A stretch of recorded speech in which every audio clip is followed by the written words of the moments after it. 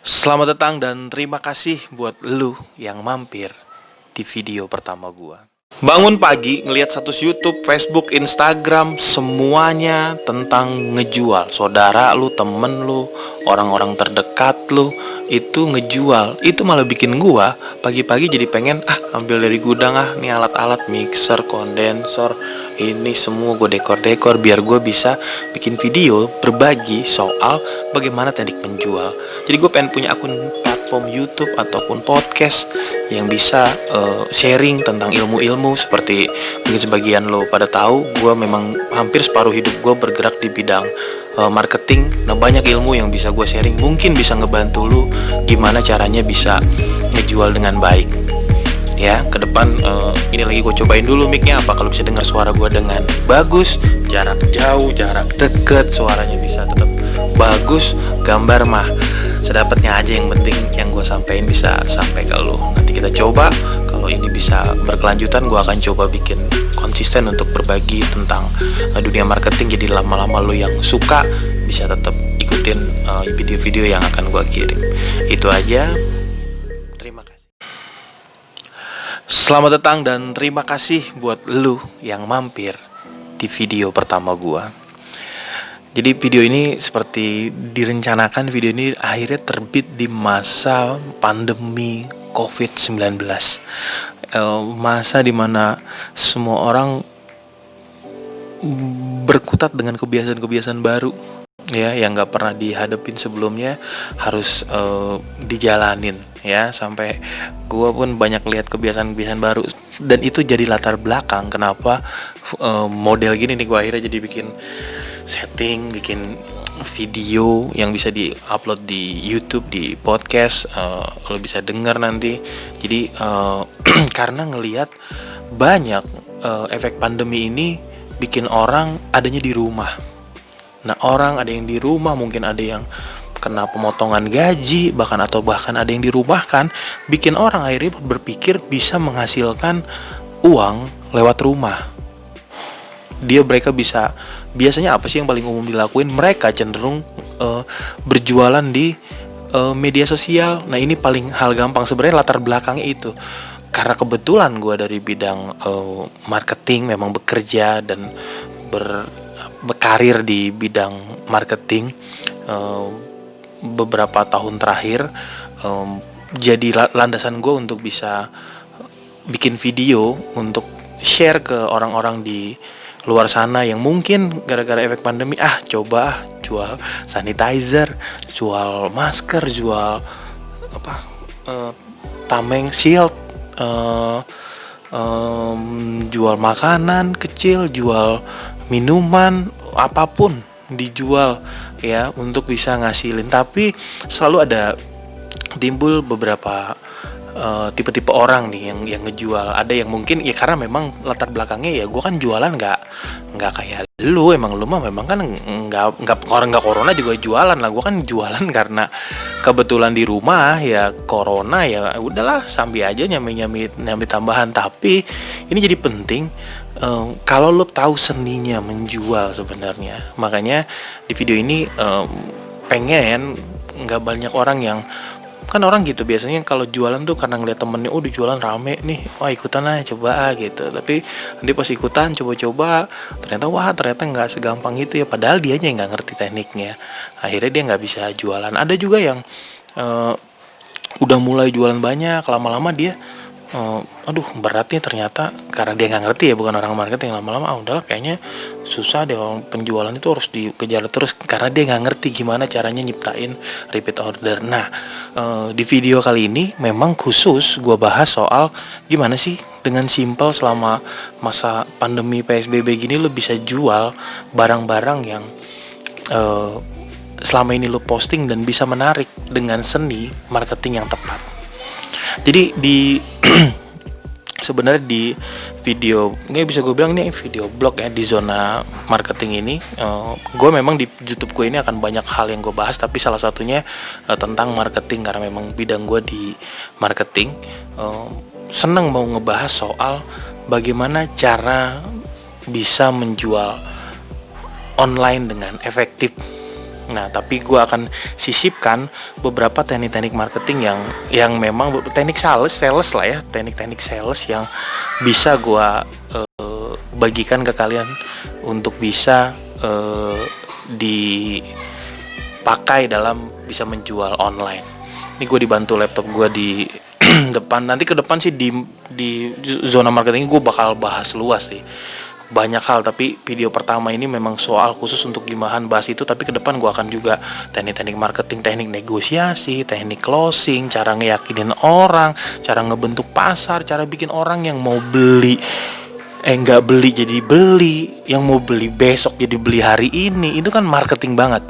Nah, gimana itu bisa dibahas ke depan ya. Semoga sih gue bener-bener konsisten untuk mau bahas ini dan bisa ngebantu banyak orang yang mungkin lagi belajar, lagi seneng jualan, lagi happy. Karena gue basicnya untuk yang belum kenal gue gue basicnya sebenarnya kuliah bukan di bidang ini tapi di manajemen. Tapi akhirnya gue jatuh cinta sama marketing dan 10-11 tahun terakhir gue memang bekerja di bidang marketing kayak. Jadi udah kadung nyentuh, bahkan gue hidup di dunia marketing ya. Jadi kita akan bantu orang-orang yang fokus sekarang nih, mau ngebantu orang-orang yang jualan online dulu.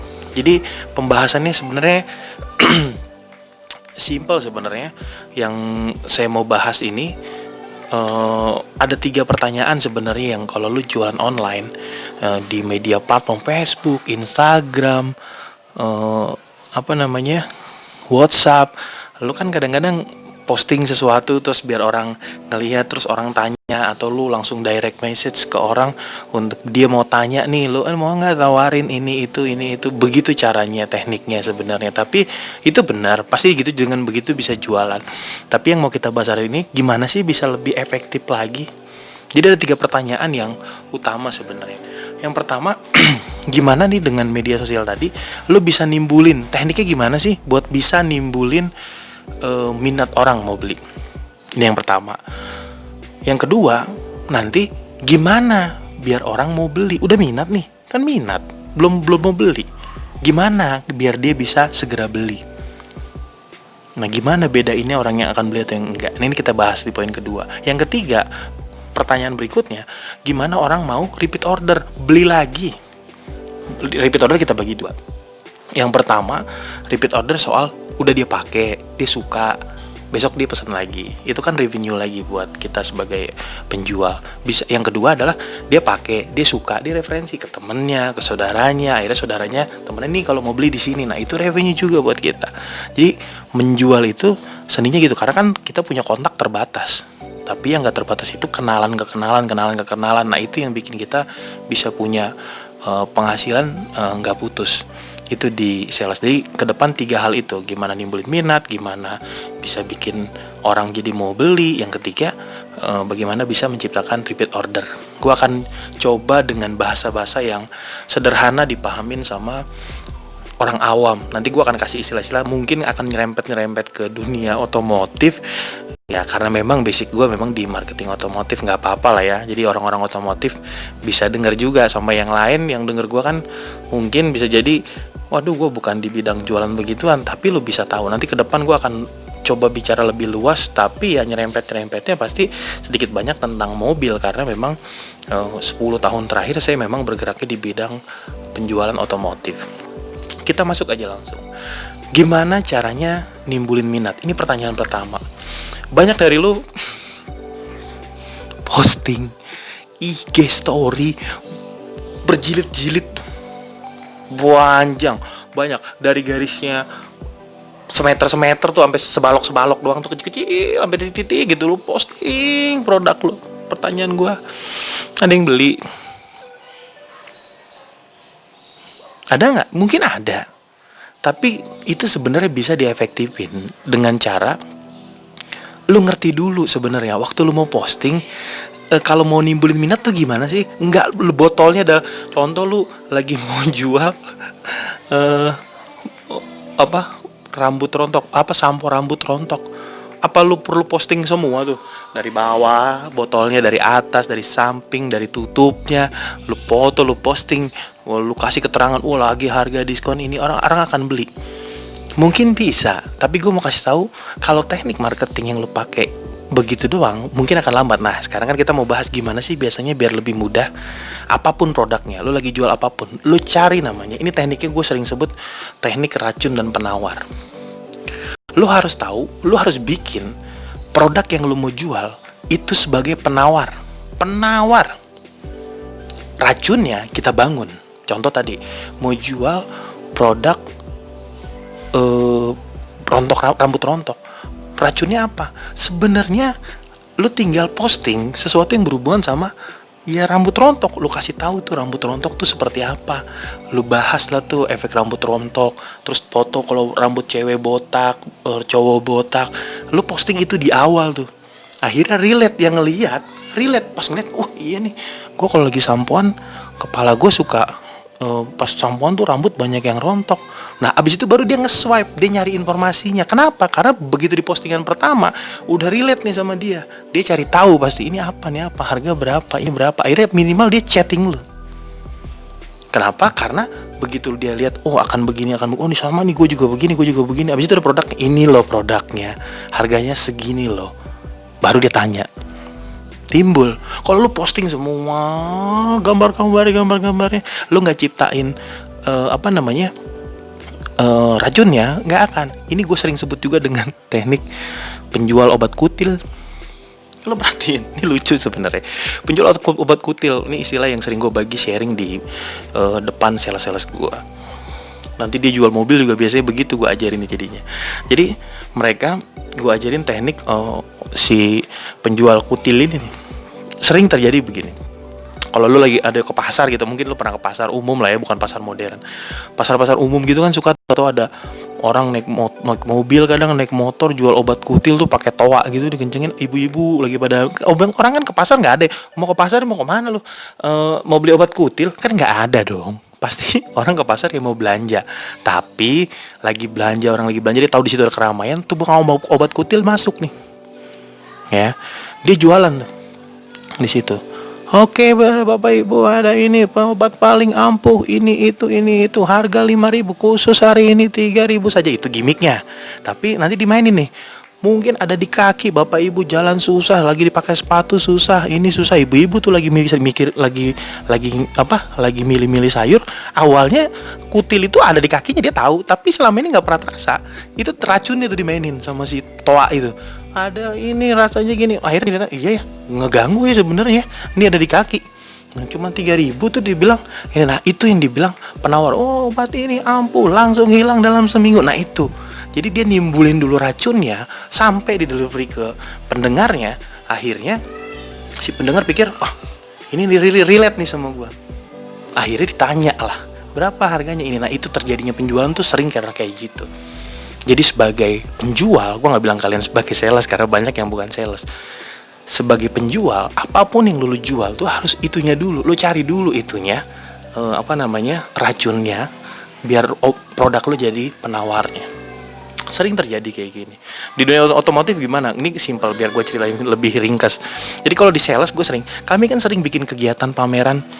Kadang di mall, kalau lo tahu lah kalian pada tahu kalau pameran otomotif di mana sih, mobil-mobil gitu ya di mall lah pastinya. Tapi seringkali kami ngelakuinnya pamerannya di pom bensin. Pak, ngapain kita pameran di pom bensin? Emang ada orang ke pom bensin mau beli mobil? Kalau dipikirnya begitu benar, mendingan jangan ada yang di pom bensin. Nah, tapi saya sebagai mentornya mereka, saya arahin gini sebenarnya. Memang gue tahu nggak ada orang ke pom bensin mau beli mobil. Yang saya mau adalah kamu datang ke antrian orang lagi beli bensin kan pasti biasanya antri tuh di 3 menit, 5 menit. Biasanya dia akan ada waktu di situ tuh untuk bisa ngantri bensin. Nah 3 menit 5 menit itulah waktu kalian untuk ngebuang racun sebenarnya. Tukar informasi sama si konsumen lagi antri, atau kita ada display di ujung sana, tapi tujuannya kan kalau kita ajak dia sana dia nggak mau. Kita datengin ngobrol. Ini yang gue ajarin ke sales. Ngobrol, yang diobrolin apa? Lihat mobilnya. Oh, udah 4 tahun. Lu cari racunnya apa? Kalau mobil 4 tahun 5 tahun apa racunnya? Oh, pernya udah keras, duduknya udah nggak enak, setirnya udah agak goyang, ban mungkin udah nggak stabil lagi. Nah, itu yang diobrolin. Lu bangun racunnya. Padahal konsumen itu kan ngisi bensin selama ini dia pakai tuh mobil yang udah 5 tahun bahkan lebih 5 tahun. Nggak terasa tuh. Biasa aja, tapi karena ngobrol sama kalian sebagai sales, ngobrol gitu, Pak, saya dari jual mobil A misalnya gitu ya. Saya mau tawarin Bapak produk kita nih, Pak, dari ini yang terbaru gini. Kalau boleh tahu nih Bapak, saya lihat-lihat dari platnya Bapak mobilnya udah 5 tahun ya Pak, udah 6 tahun ya Pak. Waduh, ini pasti biaya servisnya udah lumayan ya Pak. Nah, itu racunnya masuk tuh. Biaya servisnya udah mahal ya Pak. Pasti kaki-kakinya udah agak lumayan ini ya Pak. Ini kita ada Pak yang terbaru, kalau nanti pengen tuker tambah, bisa nih Pak tuker tambah, kasih kartu nama, tukeran nomor telepon. Dia mungkin nggak beli di situ, tapi sampai rumah sepanjang jalan dia mikirin tuh. Bener juga ya. Nah, ini racun bermain nih. Mobil gue sih kalau dipikir-pikir udah 6 tahun, udah 5 tahun, udah capek juga ya. Ini kan racunnya, ini marketing. Akhirnya dipikir, ngobrol sama istrinya mungkin lagi di rumah, lagi makan malam. Makanya mobil memang udah terasa ya, kalau kita ganti mobil mungkin, itu yang dibilang create market tuh kayak gitu. Racunnya ada, nah, dapat mobil baru tuh sebagai penawarnya. Itu yang dibilang kebentuk pasar. Jadi kalau lu punya produk apapun, bisa. Lu jual apapun dengan teknik itu harusnya bisa. Ya, jadi kalau gimana caranya nimbulin minat, ya itu mainin soal teknik racun dan penawar. Itu pertanyaan pertama. Yang kedua, gimana bikin dia mau beli? Nah, ini udah agak rumit. Gimana biar dia mau beli? Mau beli itu pasti harus ada terpenuhi. Kalau di marketing itu namanya 3 faktornya harus terpenuhi. MAN, money, authority, needs. Uang, keputusan, dan kebutuhan. Kalau 3-tiganya ada, baru terjadi pembelian. Lu boleh buktiin apapun, lu beli apapun, pasti karena 3-tiganya terpenuhi. Ibu-ibu misalnya mau beli spray, ini kan dia karena terpenuhi, duit ada nih di kantong, duitnya berarti ada mandinya. Oh, milih spray, ya urusan gua lah, bukan urusan suami gua, berarti keputusan ada di dia. Needs-nya, oh ya, yang kemarin udah agak kusam. Nah, timbul tuh yang di rumah udah agak kusam. Nah, memang udah needs-nya, emang udah waktunya butuh. Itu bakal terjadi pembelian. Tapi kalau salah satu dari 3 itu nggak terpenuhi, nggak akan. Nah, balik lagi ke tadi. Kalau kita jualnya kayak kami nih, dijual di otomotif, sama. 3 itu harus terpenuhi. Kalau kenapa gue bilang ada 3-nya terpenuhi? Dan terutamanya adalah M-nya, money-nya harus terpenuhi. Yang 2 ini mah bisa di push masih bisa nih. Otoritinya bukan di dia, misalnya yang mutusin bapaknya. Kayak tadi sampo rontok, ternyata ibunya yang nanya, Toto buat siapa Bu? Buat suami saya, misalnya gitu ya. Buat suami saya, berarti kan yang mutusin mau pakai kan suaminya. Lu nggak perlu push ibunya, nanti aja ya udah Bu. Kalau misalnya ini ntar coba saya WA, saya jelasin produknya ke suaminya ibu, kali dia mau berminat. Nah, kan yang kita kejar karena otoritinya bukan di dia. Nah, yang saya maksud adalah kalau yang 2 ini, authority dan need, ini bisa dikejar. Tapi kalau money, ya tidak bisa dong. Kalau misalnya contoh kami mau jual otomotif, yang gue kejar pertama bukan money-nya, authority sama need-nya.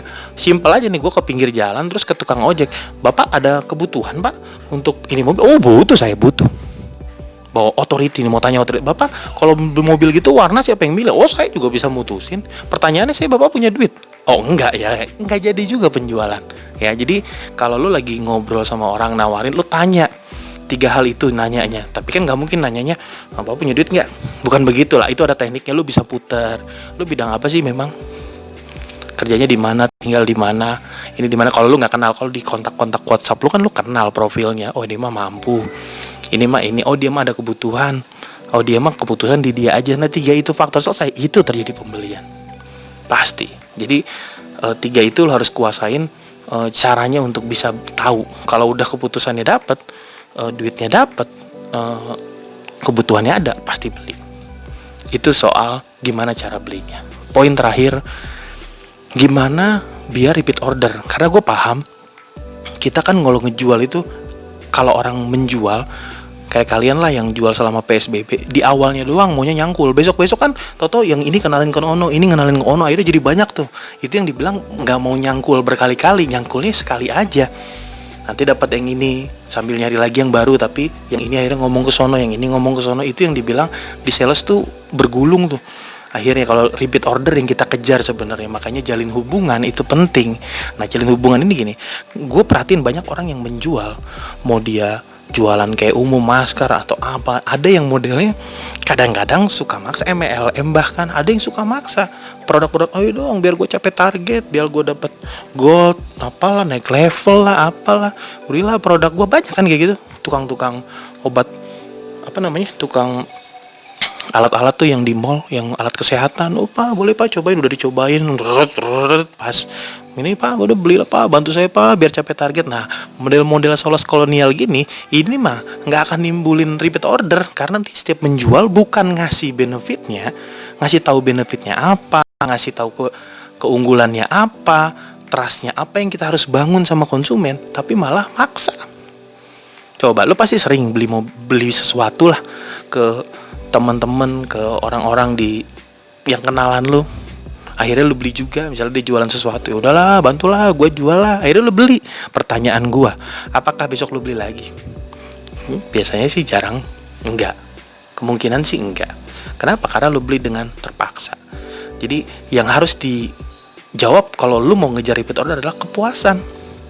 Kepuasan apa? Kepuasan dia teredukasi juga. Orang udah puas, tahu cara makainya, dikasih tahu, diedukasi juga. Ini cara makainya gini loh. Ini jadi kalau lo beli produk yang ini tuh enaknya di sini, ininya di sini, keunggulan dikasih tahu. Sampai akhirnya dia ngerasa, oh gue beli produk yang tepat nih. Baru dia puas. Suatu saat dia suka. Contoh lo jual makanan, dia suka, dia referensi ke orang, dia suka, dia beli lagi. Oh ini cara masaknya begini loh, nanti lu akan bagus makan ini. Jangan cuman oh paksa bantulah belilah, udahlah lu mah duit segitu. Ini akhirnya dia beli juga cuma terpaksa, pasti makan karena gak diedukasi lagi, udah asal aja. Nah yang kayak gitu-gitu nggak bisa. Karena gini, ini ada satu kutipan sebenarnya dari Shiva Devaki, CEO-nya Mas Mailer kalau nggak salah. Nah dia bilang gini, sales is not about selling. This is about build trust and educating. Ya benar. Ya jadi ngejual itu bukan cuman soal sales itu bukan cuman soal ngejual, lu juga tuh mau bangun kepercayaan orang sama mengedukasi orang tentang produk lu. Makanya dia beli lagi. Dia suka, dia misalnya di otomotif dia beli sesuatu, dia tahu fungsi-fungsinya semuanya. Dia beli mobil ini dia tahu tuh, bukan karena kemarin ya udahlah pak bantulah pak inilah pak. Dia beli bukan kayak pas pakai udah nggak seru, boro-boro mau ngereferensiin orang, nggak ada. Ya jadi 3 hal itu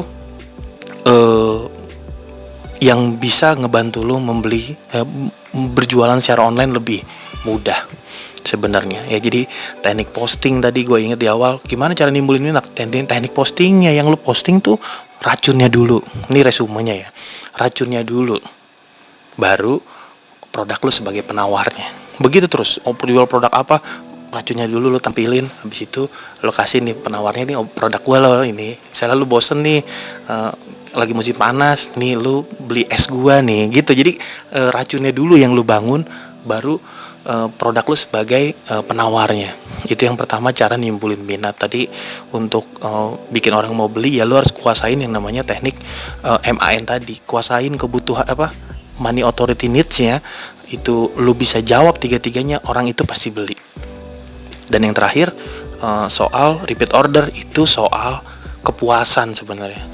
Konsumen yang teredukasi, konsumen yang memang puas beli sama lo, akhirnya lo bisa dapetin revenue berikutnya sebagai penghasilan lo lah gitu istilahnya, dari menjual di awal, akhirnya dia continue lagi.